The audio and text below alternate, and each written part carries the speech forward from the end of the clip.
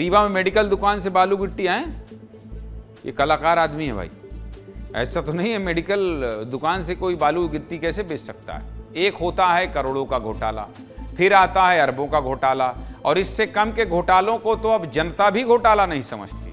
आदत जो हो गई है भ्रष्टाचार की। खैर, ये सब तो राष्ट्रीय स्तर के घोटाले हैं, लेकिन क्षेत्रीय रीजनल घोटाला बताऊं आपको। क्षेत्रीय स्तर भी तो होता है, क्षेत्रीय दल होते हैं कि नहीं होते।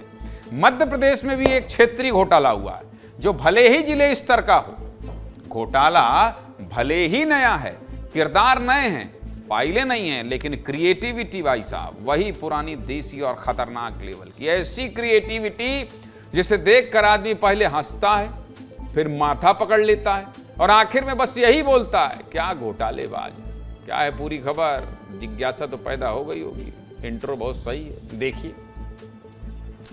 कुछ महीनों पहले मध्य प्रदेश के शहडोल में एक घोटाला हुआ था, याद है, जहां अधिकारियों पर 1 घंटे में 1.5 लाख रुपए के काजू बादाम किशमिश खाने का आरोप लगा था। इसके बाद शहडोल में फिर एक और घोटाला हुआ था, जहां 4 लीटर पेंट के काम के लिए 168 मजदूरों को लगा दिया गया था। और अब ऐसा ही एक घोटाला मऊगंज में हुआ है। अरे मऊगंज तो हमारा जिला है भाई, बड़े क्रिएटिव लोग हैं वहां के, बहुत बढ़िया।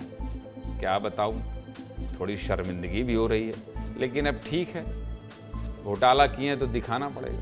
मऊगंज में एक मेडिकल स्टोर पर बालू गिट्टी और मुरम बेची जा रही है। दुकान मेडिकल की है और सामान कंस्ट्रक्शन का बेचा जा रहा है, और वो भी बड़े स्तर पर। मेडिकल दुकान की पर्ची पर दवाई कम, गिट्टी बालू ज्यादा बिक रही।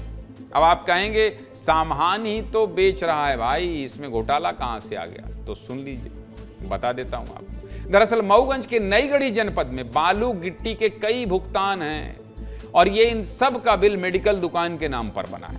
और पंचायतों में हुए ये भुगतान अब सोशल मीडिया से लेकर सरकारी दफ्तरों तक वायरल है। आरोप क्या है? आरोप ये है कि पंचायतों के कामों के लिए जो बालू गिट्टी मोरम की खरीदी की गई, वो किसी कंस्ट्रक्शन सप्लायर या बिल्डिंग मटेरियल फर्म से नहीं, बल्कि मेडिकल स्टोर से खरीदी गई।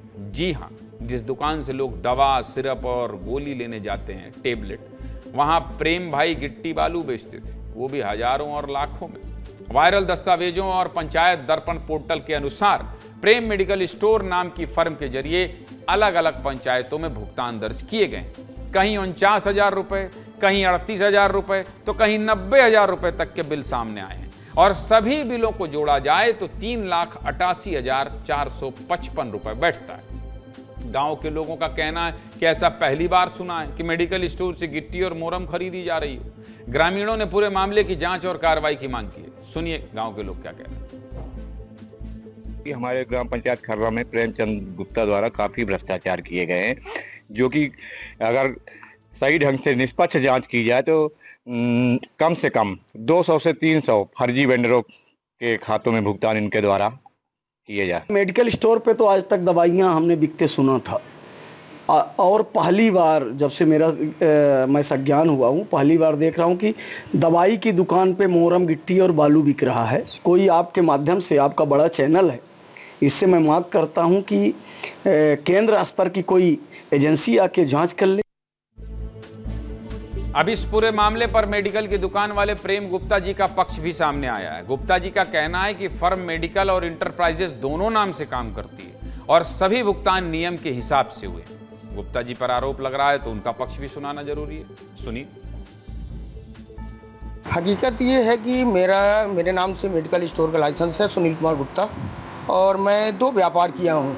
2 व्यापार में एक सुनील कुमार, मतलब बिल हमारा जो है तो प्रेम मेडिकल स्टोर एंड इंटरप्राइजेज, ये फर्म का नाम है। मेरा इंटरप्राइजेज का भी काम है, तो मैं एक जीएसटी पे दोनों व्यापार करना है मेरे को। तो आजकल क्या है कि एक ही जीएसटी में दोनों व्यापार करना पड़ता है। गुप्ता जी, गोल गोल मत घुमाइए, इतनी इकोनॉमिक्स तो हम भी पढ़ें। ऐसे तो मेडिकल लाइसेंस के नाम पर कल को आप पेट्रोल भी बेचने लगेंगे। ऐसा नहीं होता है भाई, मेडिकल का लाइसेंस लेकर कुछ भी थोड़ी बेचने लगेंगे, क्योंकि नियम कानून तो यही कहते हैं कि मेडिकल दुकान चलाने वाला व्यक्ति मेडिकल पर्ची या अपने मेडिकल लाइसेंस के आधार पर गिट्टी बालू जैसा सामान नहीं बेच सकता। आप तो फिर भी सरकारी काम में माल बेच रहे हैं और पैसा भी लाखों में कमा रहे हैं। लगता है साठगांठ तगड़ी है आपकी। हमने इस बारे में जिला पंचायत सीईओ से भी बात की है, सुनिए वो क्या कह रहे हैं। देखिए ये संज्ञान में आया है, तो इसके संबंध में मैंने सीओ को बोला है कि इसको जांच करके 3 दिन में मुझे रिपोर्ट दें और इसमें जो भी दोषी पाया जाएगा अगर निकलता है उसके खिलाफ एक्शन। नहीं, देखिए जिसके लिए जो ऑथराइज है वही काम करना चाहिए, जो भी नियमों के अनुसार जो भी उसे एक्शन लिया जाए। सीधे मुद्दे की बात यही कि फिलहाल मामला जांच के दायरे में है, फाइलें घूम रही हैं, बयान दर्ज हो रहे हैं। अब देखते हैं गुप्ता जी कब तक इस पूरी कार्रवाई से दूर रहेंगे।